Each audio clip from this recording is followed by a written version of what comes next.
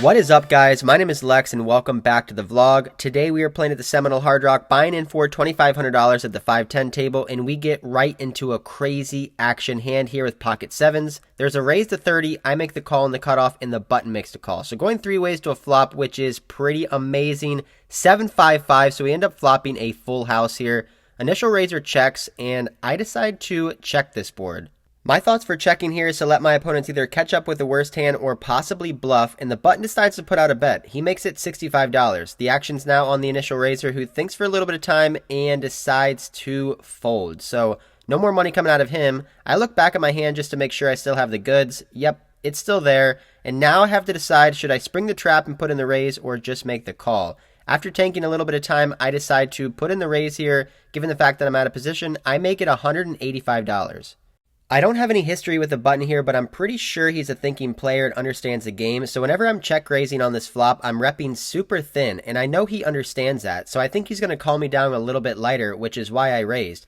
If I was playing against a very tight player, I would probably slow play and just make the call. But against this guy, I know that he knows that I know that this board is pretty dry and that I can only have a couple hands for value, and I can have a lot of semi-bluffs like 8-9 of spades, 8-6 of spades, or possibly the nut flush draw with like ace-10 of spades. So he makes a call, which is what I was assuming what he would do with basically all of his range. Going to the turn, which is the queen of clubs, doesn't change anything at all. Of course, now we're losing to a hand like pocket queens. However, there was a raise and a call, and my opponent's on the button. I'm almost 99% sure that he would put in a 3-bet pre-flop with pocket queens, so I'm not worried about that. I'm pretty sure he either has a 5, an overpair to the 7, or possibly a flush draw. So I continue to bet here. I put out a $350 bet.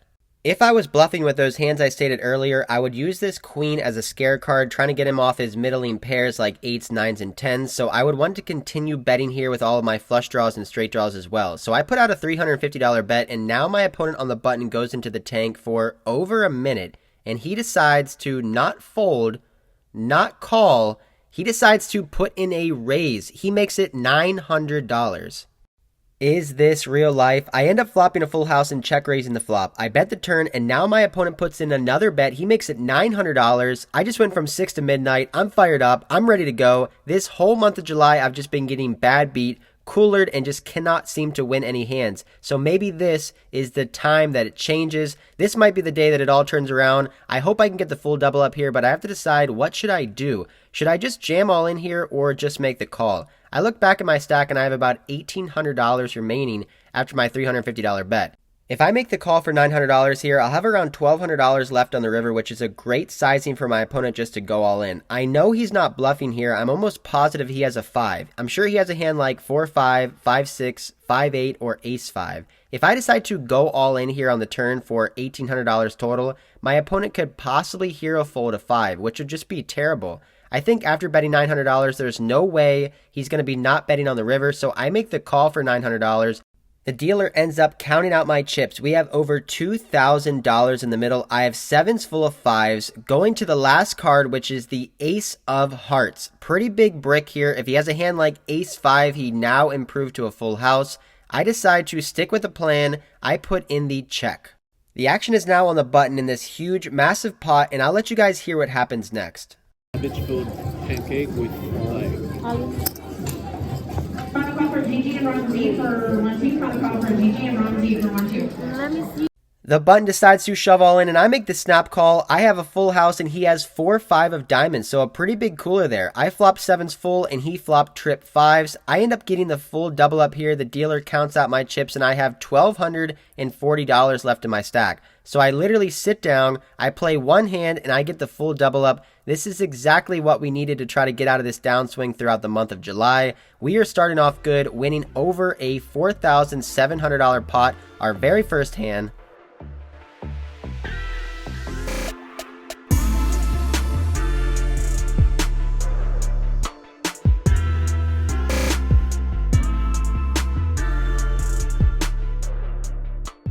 On to the next hand. One of my good friends raises to 30 on the button. I have pocket deuces in the small blind, and I make the call. no matter what, I'm just gonna get real out of line, just so that the vlog can have a premium here.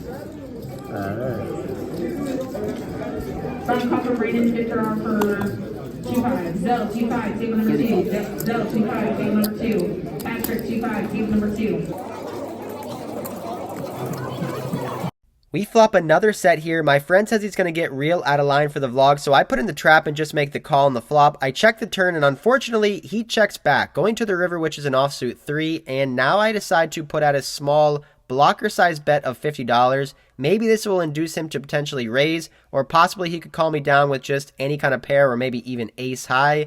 My opponent thinks for probably 10 to 15 seconds and makes the call for $50.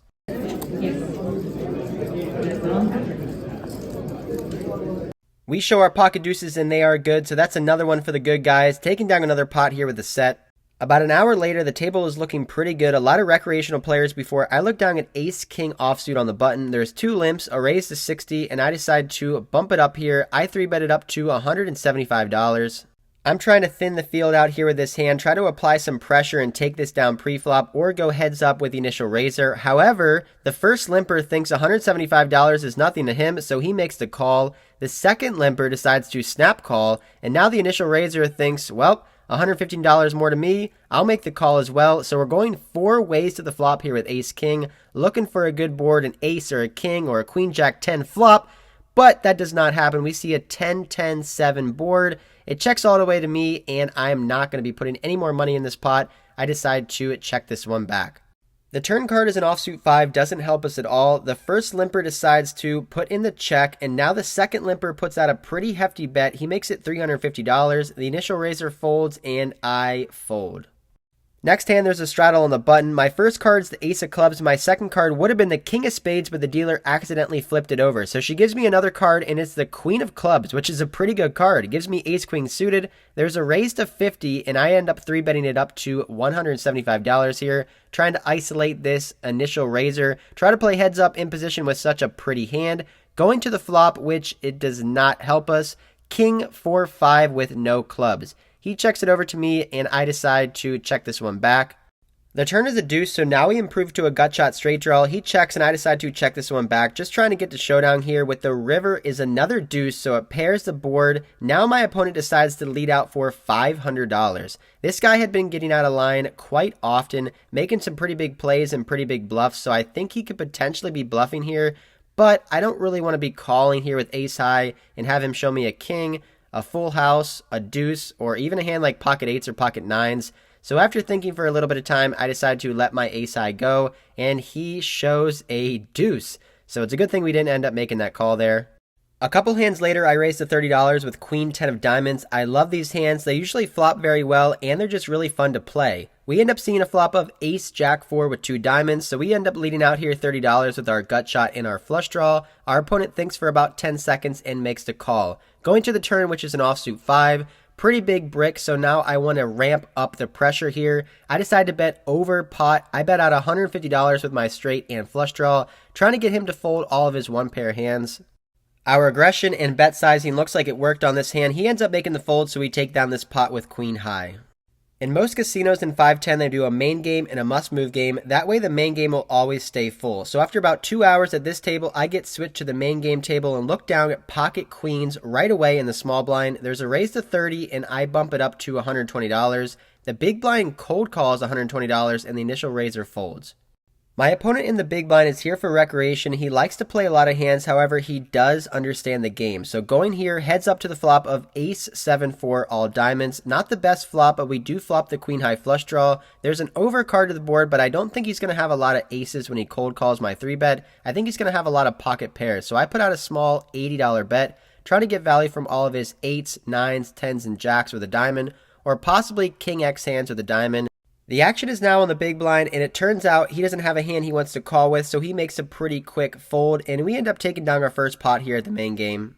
The action at the table has slowed down, and I've been playing for about 7 hours, so I've already decided this is my last orbit before looking down at ace-jack offsuit on the button. I make it 30, and the big blind player from last hand makes the call. Going to the flop of king 7-3 with 2 hearts. When he checks to me, I decide to check this one back.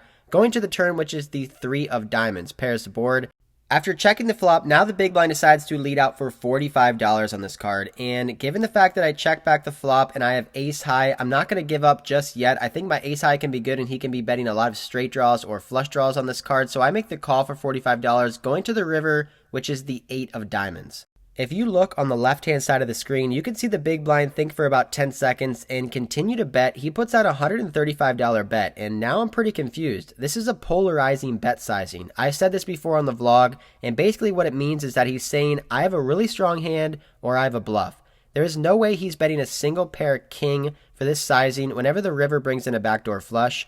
I also don't think he'd be betting a 3 for trips for this sizing either. He has to be a little bit of afraid that I could have a flush, and I also haven't shown any strength in the hand so far, so I think he'd be betting smaller with a hand like that. I look back at my hand and I do have the Jack of Diamonds, which is a great card to have because I block a lot of diamond flush hands that he could have in his range, like Jack 10 of Diamonds, Jack 9 of Diamonds, Queen Jack of Diamonds, King Jack of Diamonds. So the Jack of Diamonds is a great card for me to have. Now I have to decide, can this guy bluff? Just 2 days ago, I watched his opponent check raise a turn and then blast off on the river and got caught bluffing, so I think he can have a lot of bluffs in his range. Some missed flush draws, missed straight draws, or total air, so after thinking for a while, I put in the call. He shows 4-5 offsuit for 5 high. I show ace jack for ace high, which is going to be the winner. The dealer ends up pushing the chips towards us, and we're going to book the win. We end up racking up our chips, heading to the cage, and cashing out.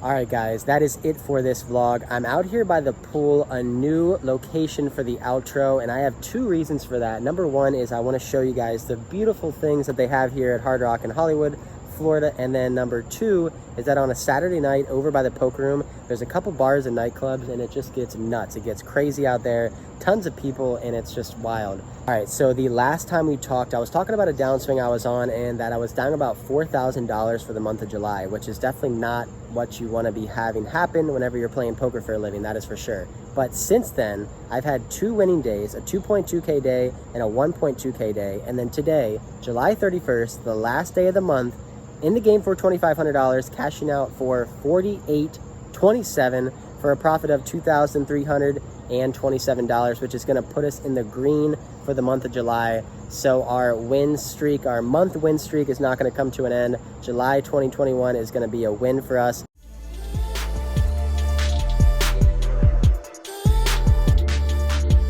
I don't know how much it is. It's probably pretty small, but it's better than having a losing month, that is for sure. Crazy session today. Sat down, flopped a full house and got the full double up. Then I kind of ran cold there for a while, didn't get too much going. Honestly, that pocket sevens hand was basically the only big hand I played all day.